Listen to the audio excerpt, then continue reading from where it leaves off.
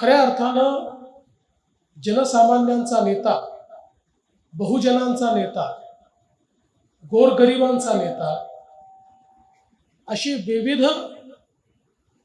भूषणं ज्यांना देता येतील असे दत्ताभाऊ होते.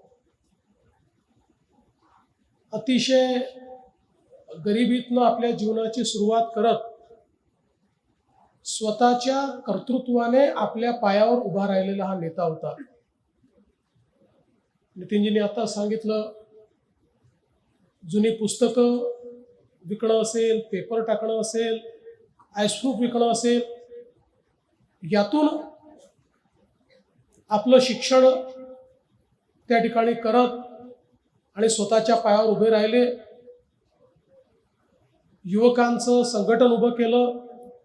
युवा नेते म्हणून विविध आंदोलनांच्या माध्यमातून एक आपली प्रतिमा उभी केली आणि त्यातूनच त्यांचा मोठा राजकीय प्रवास हा सुरू झालेला आपण बघितला, जो सातत्याने कधी मंत्री, कधी आमदार, कधी खासदार, कधी राज्यसभेचे सदस्य अशा विविध सभागृहांमध्ये काम करताना आपण सर्वांनी त्यांना बघितलं.